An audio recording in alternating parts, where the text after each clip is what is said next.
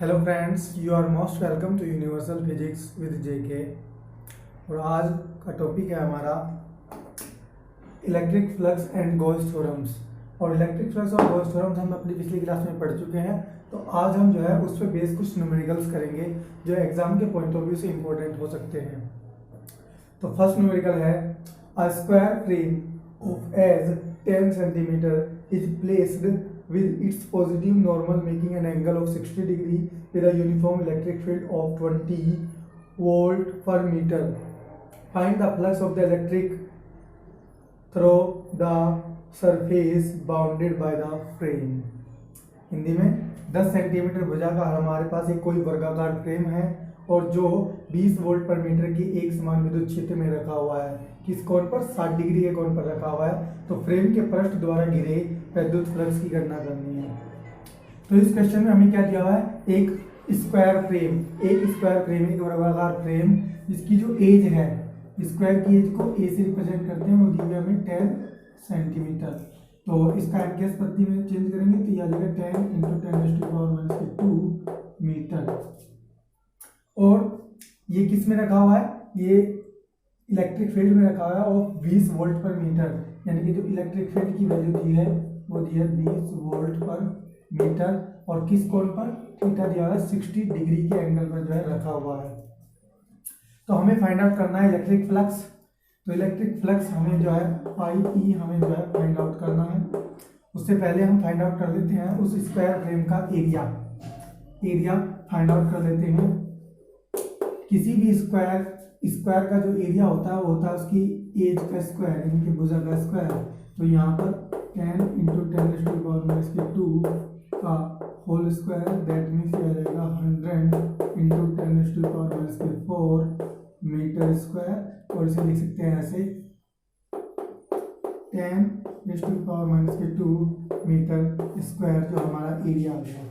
हमें find out करना है इलेक्ट्रिक फ्लक्स। तो हमने पढ़ चुके हैं पहले, electric flux is equals to होता है E cos थीटा के इक्वल्स। और यहाँ पर E होता है इलेक्ट्रिक फील्ड जिसका मान जो है 20, ए का मान हमने फाइंड आउट कर लिया है, ये हमारा है 10⁻²⁵ और cos थीटा का मान है 60 डिग्री। तो ये हमारा क्या होगा 2 × 10⁻⁻1 और इंटू cos 60 का मान होता है 1/2, दैट मीन्स ये आ जाएगा हमारा 0.1 वोल्ट मीटर। यानी कि हमारा जो इलेक्ट्रिक फील्ड आ गया वो आ गया 0.1 वोल्ट मीटर। इस स्क्वायर फ्रेम का जो इलेक्ट्रिक फील्ड होगा वो होगा 0.1 volt metre. Next question number 2, calculate the electric flux of the surface by placing the surface A is equals to 10 J metre square in the electric field. Electric field vector की form में दिया हुआ है 2I + 4J + 7K। यानी कि वैद्युत क्षेत्र में किसी पृष्ठ को रखने पर उस पृष्ठ से होकर जाने वाले वैद्युत फ्लक्स की गणना करनी है, जहाँ पर हमें वैद्युत क्षेत्र और पृष्ठ दोनों का मान जो है वो वेक्टर फॉर्म में दिया हुआ है। इलेक्ट्रिक फील्ड, यानी कि इलेक्ट्रिक फील्ड का मान हमें दिया हुआ है 2I + 4J + 7K इतने वोल्ट पर मीटर। और हमें जो सरफेस दिया हुआ है A वो दिया हुआ है 10 J मीटर स्क्वायर। हमें फाइंड आउट करना है इलेक्ट्रिक फ्लक्स। तो जैसे कि हम पहले पढ़ चुके हैं, what is the electric flux. Electric flux क्या होता है? फाई एक स्केलर क्वांटिटी होती है और फाई जो होता है वो डॉट प्रोडक्ट इक्वल्स टू होता है dot product of electric field and surface और इलेक्ट्रिक फील्ड के डॉट प्रोडक्ट की, यानी कि अदिश गुणनफल के बराबर होता है। तो यहाँ पे हम दोनों का जो है इलेक्ट्रिक फील्ड और जो है सरफेस एरिया जो हमें दिया हुआ है दोनों का डॉट प्रोडक्ट करा देंगे। तो डॉट प्रोडक्ट की प्रॉपर्टी होती है, जब डॉट प्रोडक्ट कराएंगे तो ये कैसे आ जाएगा? ये आ जाएगा 20I × J + 40J × J और +70K × J। और जैसा कि हम जानते हैं कि डॉट प्रोडक्ट में जो है I J का गुणनफल 0 होता है और K J का जो मल्टीप्लिकेशन होता है वो 0 होता है। यहाँ पर केवल सेम होता है, उसका जो मल्टीप्लिकेशन होता है वो 1 होता है।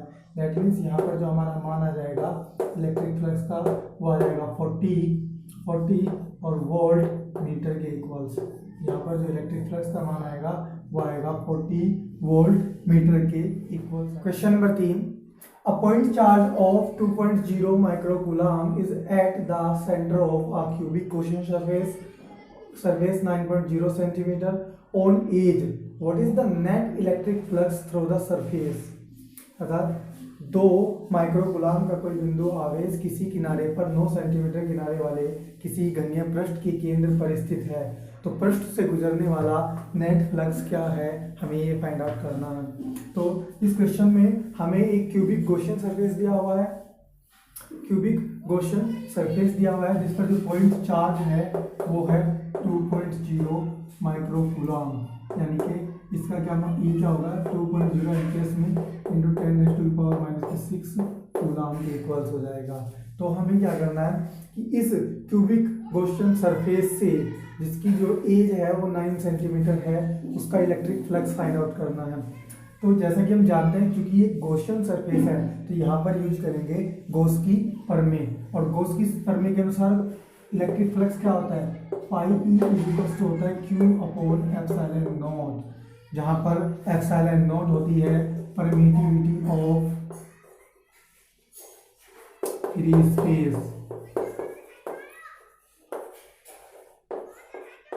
फ्री स्पेस, जिसका मान होता है 8.85 इंटू 10⁻⁻⁻12, जिसका मान होता है 8.85 इंटू 10⁻⁻⁻12 कूलाम स्क्वायर पर न्यूटन मीटर स्क्वायर ये होता है।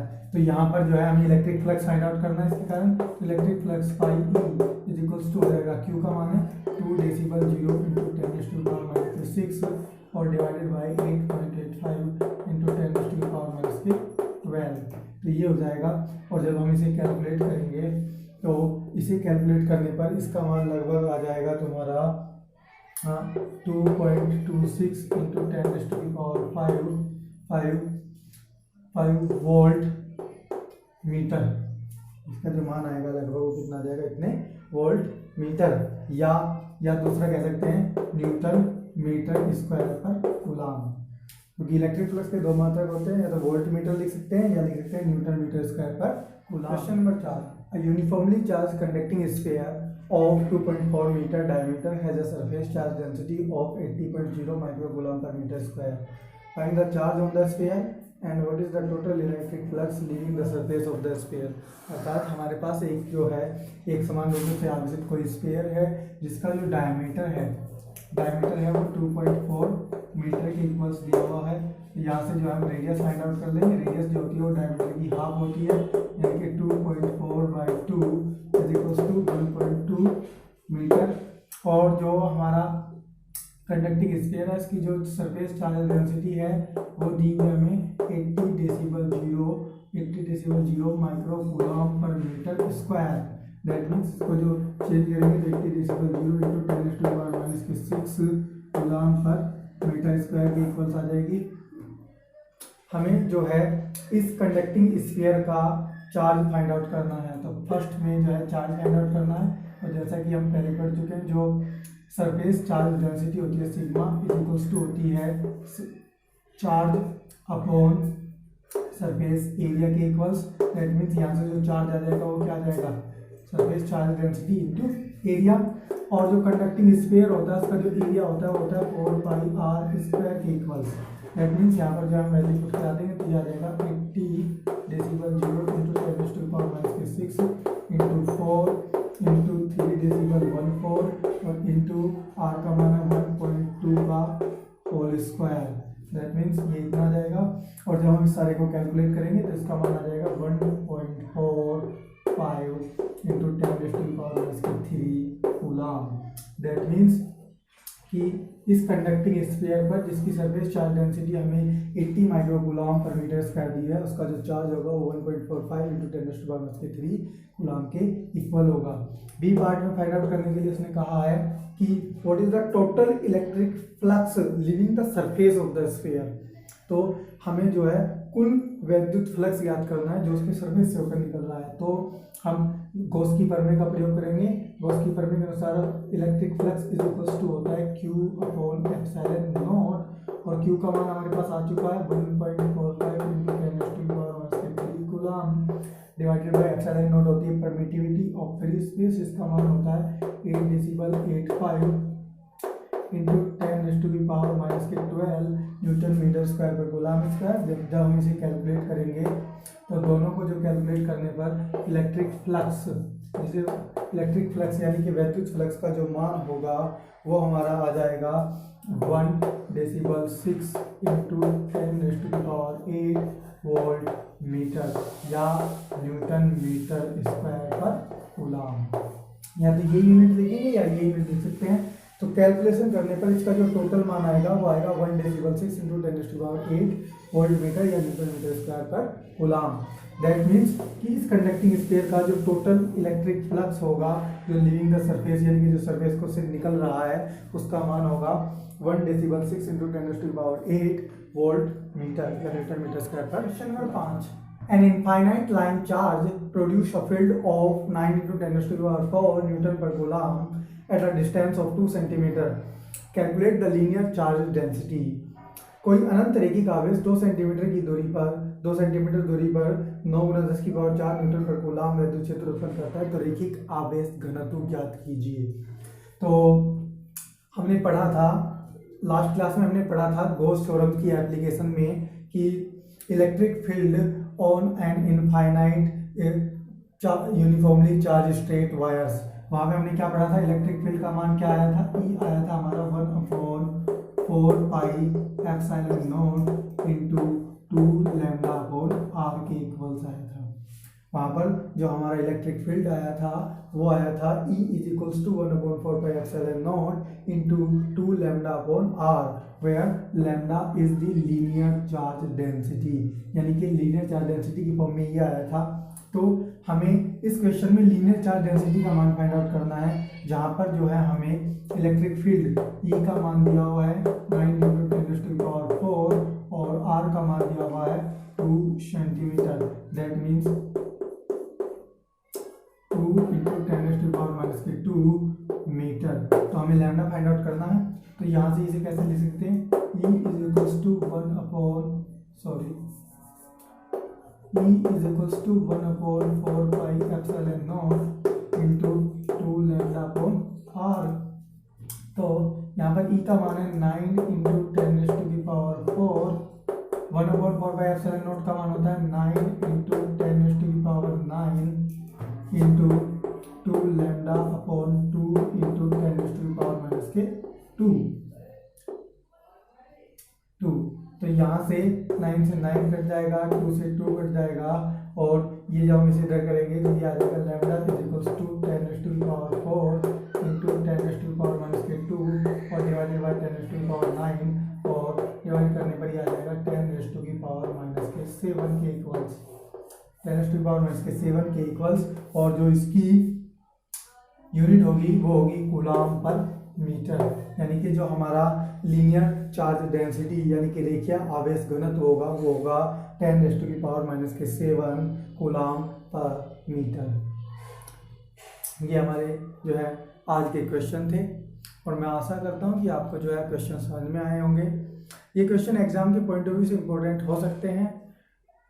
अगर आपको कोई और क्वेश्चन समझना है जो आपको नहीं समझ में आ रहा है, तो उसके लिए आप उस क्वेश्चन को हमारे टेलीग्राम चैनल पर भेज सकते हैं। टेलीग्राम चैनल का लिंक डिस्क्रिप्शन में दिया हुआ है, और वहाँ पर आप अपनी समस्या को हमारे पास भेजिए, ताकि जो है हम आपकी समस्या का समाधान कर आपको उसका सॉल्यूशन प्रोवाइड करा सके।